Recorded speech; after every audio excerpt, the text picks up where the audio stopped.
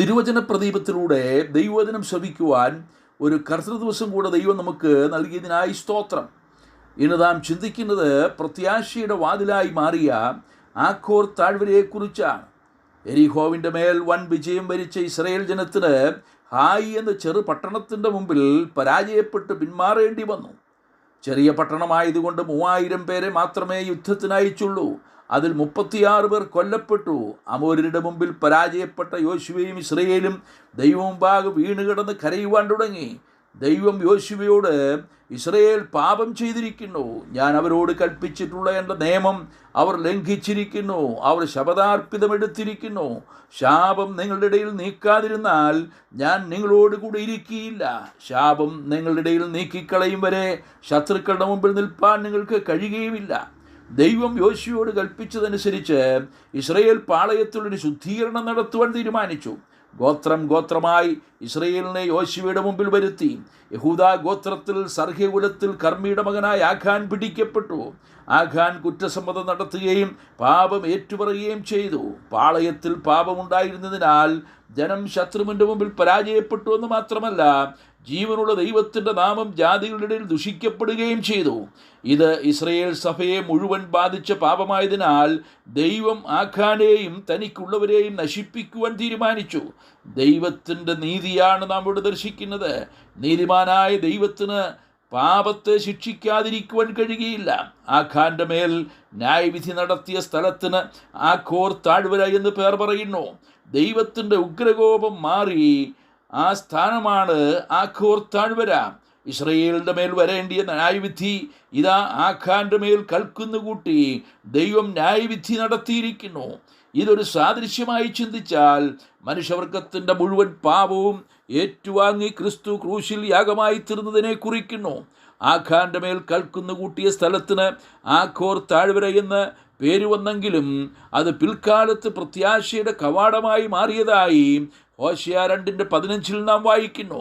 പിന്മാറ്റത്തിൽ പോയി ഇസ്രായേൽ ജനത്തെ മടക്കി വരുത്തി അവരോട് ഹൃദ്യമായി സംസാരിച്ച് യഥാസ്ഥാനപ്പെടുത്തുന്ന കാര്യമാണ് ഇവിടെ പറഞ്ഞിരിക്കുന്നത്. ബാൽ വിഗ്രഹങ്ങളെ സേവിക്കുകയും ദൈവത്തിൻ്റെ വഴിവിട്ട് ജീവിക്കുകയും ചെയ്ത ഇസ്രായേലിന് മുമ്പ് കരുണ ലഭിക്കാത്തവരെന്നും ദൈവത്തിൻ്റെ ജനമല്ലാത്തവരെന്നും വിശേഷിപ്പിച്ചിരുന്നു. എന്നാൽ അവർ പിന്നീട് ദൈവത്തിൻ്റെ ജനമായും കരുണ ലഭിച്ചവരായും മാറും എന്ന് ദൈവം അരുളി ചെയ്യുന്നു. അങ്ങനെ അവർ പ്രത്യാശയുള്ള ജനമായി തീരുന്നു എന്നുള്ളതാണ് ഇതുകൊണ്ട് അർത്ഥമാക്കുന്നത്. ന്യായവിധി നീങ്ങിയതിനാൽ നാം പ്രത്യാശയുള്ളവരായി തീർന്നു. പ്രിയരെ, പാപം ചെയ്തതിനാൽ ന്യായവിധിയുടെ വാൾ നമ്മുടെ തലയ്ക്ക് മീതെ ഓങ്ങിയിരുന്നു. ആ വാൾ ക്രിസ്തു സ്വയം ഏറ്റുവാങ്ങി നമ്മുടെ മരണം കർത്താവ് അനുഭവിച്ചു. മരണാധികാരിയായിരുന്ന പിശാചിൻ്റെ പിടിയിൽ നിന്നും നമ്മെ മോചിപ്പിച്ചു. ഇനി നാം പിശാചിന് അടിമകളല്ല, ക്രിസ്തുവിൽ സ്വതന്ത്രരാണ്. ഇന്ന് നാം പ്രത്യാശയുള്ള ജനമാണ്. മുമ്പ് നാം പ്രത്യാശയില്ലാത്തവരായിരുന്നു. ക്രിസ്തുവിൽ നമ്മുടെ ന്യായവിധി നീങ്ങിയില്ലായിരുന്നെങ്കിൽ നാം ലോകത്തിൽ ജാതികളെപ്പോലെ പ്രത്യാശയില്ലാത്തവരായി കഴിയേണ്ടി വരുമായിരുന്നു. എന്നാൽ ഈ കർത്തൃ ദിവസത്തിൽ നമുക്ക് സന്തോഷത്തോടെ ദൈവത്തിന് സ്തോത്രം ചെയ്യാം, ഉച്ചത്തിൽ ദൈവത്തിന് മഹത്വം കൊടുക്കാം. ക്രിസ്തുവിൽ എൻ്റെ ന്യായവിധി നീങ്ങിപ്പോയി. എൻ്റെ ഉള്ളിൽ പ്രത്യാശ നൽകി എന്നെ അനുഗ്രഹിച്ചതിനാൽ ദൈവമേ അങ്ങേക്ക് സ്തോത്രം ചെയ്യുന്നു നമുക്ക് പറയാം. ഹൃദയത്തിൽ നിന്ന് ഉയർന്നു വരുന്ന സ്തുതി സ്തോത്രങ്ങളാൽ നമുക്ക് ദൈവത്തിന് മഹത്വം കരേറ്റാം. നമ്മുടെ പ്രത്യാശ ഭംഗം വരുന്നതല്ല, അത് ജീവനുള്ള പ്രത്യാശയാണ്, അത് ഭാഗ്യകരമായ പ്രത്യാശയാണ്. ഈ പ്രത്യാശ നമുക്ക് ആത്മാവിൻ്റെ നങ്കൂരമാണ്. ഇളകിമറിയുന്ന ലോകമഹാസമുദ്രത്തിൽ നമ്മുടെ ജീവിതപ്പടക് തകർന്നു പോകാതെ സൂക്ഷിക്കുന്നത് ഈ പ്രത്യാശയാലാണ്. ഒരിക്കൽ നമ്മുടെ പാപങ്ങളുടെ പരിഹാരത്തിനായി ക്രൂശിൽ യാഗമായി തീർന്നുവെങ്കിലും മരിച്ചവരുടെ നിന്ന് 3-ാം നാൾ ഉയർത്തെഴുന്നേറ്റതിനാൽ പ്രത്യാശയുടെ കവാടം നമുക്കായി തുറന്നു നിന്ന മരണത്തെ തോൽപ്പിച്ച കർത്താവ് ഇന്നും നമുക്കായി ജീവിക്കുന്നു. കർത്താവ് വീണ്ടും വന്ന് നമ്മെ തൻ്റെ അടുക്കൽ ചേർത്തുകൊള്ളും. നാം കർത്താവിനോടൊപ്പം നിത്യം വസിക്കും. അതാണ് നമ്മുടെ പ്രത്യാശ. അതെത്രയും വേഗം സംഭവിക്കും.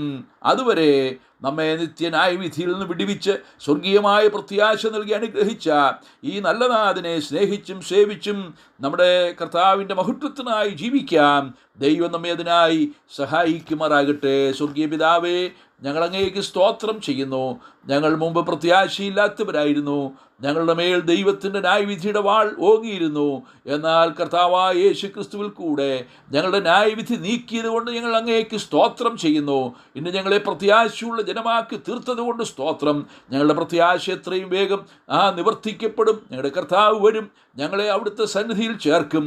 ആ പ്രത്യാശയോടുകൂടെ ഞങ്ങൾ അങ്ങേക്കെല്ലാം മഹത്വം അർപ്പിക്കുന്നു.